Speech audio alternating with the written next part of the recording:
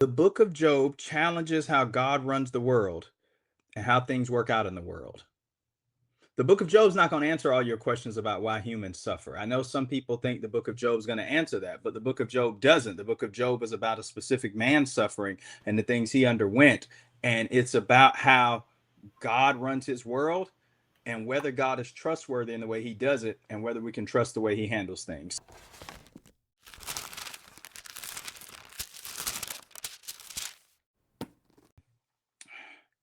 The Old Testament is divided into several different sections. Okay. The Old Testament is divided by ancient Hebrew people into three sections. They would consider it the law, the prophets, and then the writings. And if you have a Hebrew Bible like this, it's typically divided into this kind of a division. So they would start over here. This is the Torah, and then this is the Nevi'im, and then the Ketuvim. That's the law, Torah. Nevi'im is the Hebrew word for prophets, and then Ketuvim is the writing. So when you open up a Hebrew text, the way they view their Bible is you got the law of Moses, and then you've got the prophets, Isaiah through Malachi, and everything else is in that section known as the writings. This is important because the law of Moses was given to teach people God's standards, to give them the history of the nation of Israel, how they became a people, and what God expected of them. And so when you read books like Exodus and Leviticus, and especially Deuteronomy, it's given them the instruction. And that's the way the word Torah probably is best translated rather than just thinking about law and legislation. The Old Testament Torah was about instruction.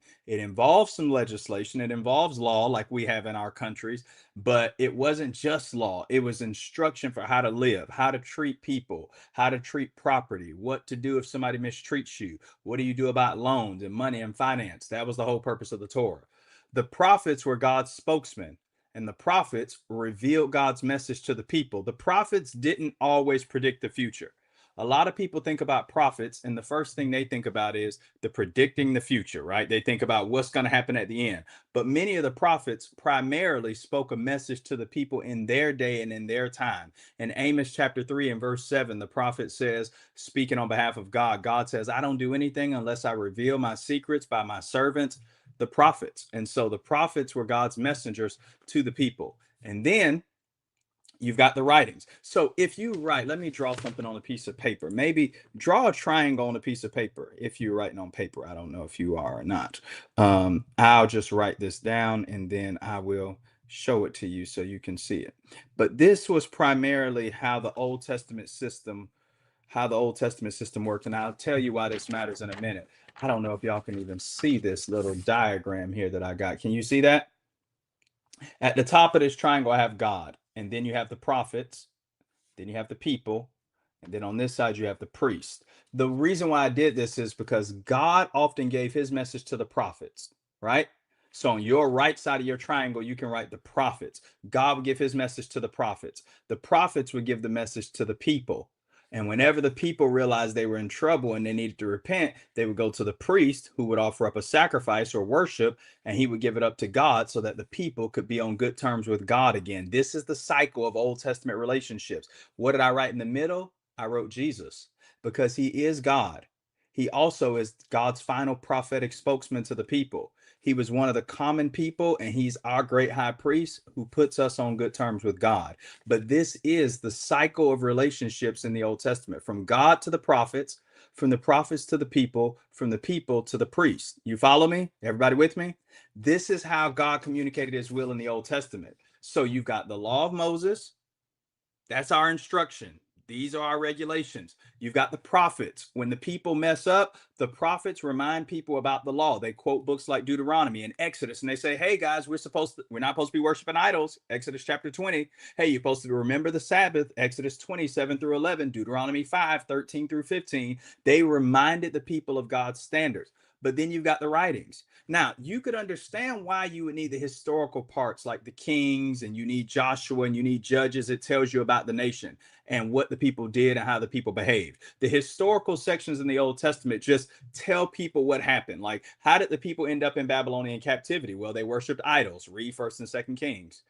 What happened in the days of the judges? Everybody did what was right in his own eyes. Judges 21:25, Judges 17:6. The nation was in upheaval, it was in disarray. And you could read books like Esther and you could learn about Ruth and all of those things. But here's a question: why did God give us what we sometimes refer to, we sometimes call it the wisdom literature of the Bible? So, what do we mean by wisdom literature?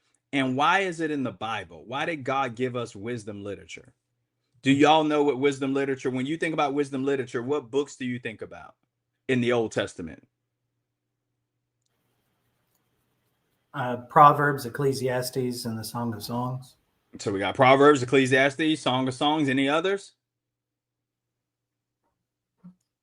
Job is included there. We might want to throw Job in there. I kind of like to include Job in there. Yeah, Job is a wisdom book. And I would include the book of Psalms, or at least certain sections of Psalms are called wisdom Psalms, though we sometimes break it off. But for sure, Job 28 in its entirety is dedicated to wisdom. In fact, it reads like it's right out of the book of Proverbs. And some people even have some questions about its placement in the book of Job because it's so focused on wisdom. So I would consider Psalms largely. I would say the whole book of Psalms, though some people would debate me on this. I would say the whole book of Psalms is wisdom literature. It's trying to teach us how to live wisely and well and worship before God. I would say the book of Psalms. I would say Proverbs, Ecclesiastes, the Song of Solomon, and the book of Job. Now, here's the question. If the Torah is about instruction and how you ought to live, and if the prophets remind people, hey, here's what you should be doing when they make mistakes, or here's what God has planned for the future. Sometimes the prophets do foretell the future and they do talk about Jesus's coming. Think Isaiah 53, Hosea 11 and verse 1, Micah 5 and verse 2, Isaiah 7:14. There are prophetic passages that talk about the future. What's the purpose of wisdom literature, though? Why does God include wisdom literature in the Bible, especially in the Old Testament for ancient Israelites? What's the purpose of a book of Job or Proverbs or Ecclesiastes in the midst of all of these books about theology and how to live and about rules and regulations? Why wisdom literature? Gracia, why wisdom literature? Because that is a correct way we can be obedient from God. Yeah, so it's going to help you to be obedient. Proverbs 1 and verse 7, Solomon says, the fear of the Lord is the beginning of wisdom, right? And knowledge of the Holy One is understanding. Or in another place, the fear of the Lord is the beginning of wisdom, but fools despise wisdom and instruction. So it's going to teach you how to live and be obedient before God. Sam, why else wisdom literature? Brother, maybe it's probably to God give us a solution about problems, a perspective, a big problems, maybe, or solve problems. Is that Sergio? Okay, yeah, I said Sam, but you can intercept Sergio. We'll take it from you. That was great. Yeah, so it can tell us about problems. That's important. I'm gonna say more about that in a minute. David, why wisdom literature? I like to think that it's the sweetest part after the instruction. Yeah, it is a sweet part for sure, and it provides a devotional aspect to your Bible reading. Listen, you want a Bible, but you need a whole Bible. You don't just need a Bible with rules and regulations. You need a Bible that teaches you about worship, about praise, about thoughtfulness, right? About gratitude, about decision making. So it is a sweet part of the Old Testament. A lot of people that haven't spent time reading the Old Testament kind of view it as dry or boring or non-interesting. But wisdom literature shows that couldn't be true at all because of its richness and its depth. Samuel, why wisdom literature? I guess for the quote unquote normal man, I guess normal Israelite in their day-to-day lives, how to properly use the teachings and other writings of the laws, as well as the words of the prophets in their own life. That's right. So you've got the law in Genesis through Deuteronomy, right? But then you've got to figure out, how do I get this lived on a day-to-day basis? Karl Barth said, it's not just about getting the doctrine right. You also have to get the doctrine lived. And sometimes we preach sermons and we hear lessons. And what do we always pray? What do we always say? Help us live this in our daily lives. Help us to put this in our daily lives. Well, wisdom literature says you're going to go out and live your daily life. You're going to go to your job. You're going to go to your factory, and you're going to face circumstances and situations. And what should you do? Well, you should do what the law says, but there are different circumstances that come up, and God hasn't told you in every single detailed circumstance what you should do and how you should respond. Wisdom literature kind of puts work clothes on the law. It puts work clothes on these materials so you know how to go out and live it. So when you go to the market, when you go out to your job, when you go fishing, you got all of these passages in Proverbs rolling around in your mind. And when circumstances or situations come up, you can remind yourself, oh, yes, this is how I should treat this person. Oh, yes, that's right. This is why I should do this thing. Because life doesn't come at us just in black and white. Wisdom literature helps us to make good, wise, and righteous decisions on a daily basis when it's not so easy. So you need to know this part for a test. Here's some of the reasoning behind some of the books. Every one of the wisdom literature books has a unique purpose, a unique thrust. Proverbs speaks to how to live wise and how living wise is a life that will be rewarded, but the fool will know hardship and ruin. So the book of Proverbs is about living righteously, living wisely brings a reward. But if you live like a fool, you'll know hardship and ruin. You'll be punished. Good afternoon, Christopher. Good to see you. We're kind of just getting into the introduction part of the class. And I know it'll be on YouTube for y'all to watch again later, to watch back to some of the introductory stuff. But I'm kind of going through the wisdom literature books right now and talking about why every book is in the Bible, especially wisdom literature, and what its purpose is. So you need to know this basic information on these books. Proverbs, wise living leads to reward and fruitful living. And foolish living leads to hardship and ruin.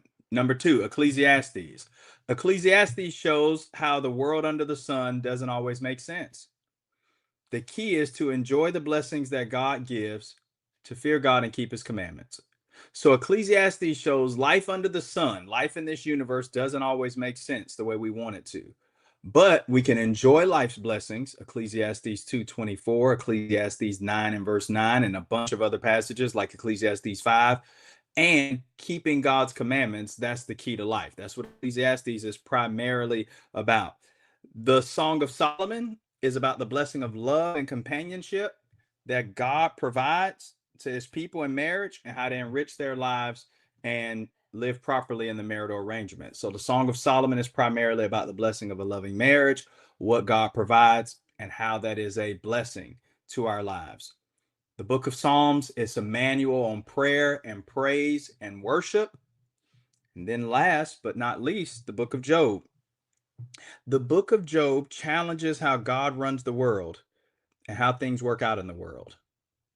The book of Job is not going to answer all your questions about why humans suffer. I know some people think the book of Job is going to answer that, but the book of Job doesn't. The book of Job is about a specific man's suffering and the things he underwent. And it's about how God runs his world and whether God is trustworthy in the way he does it and whether we can trust the way he handles things.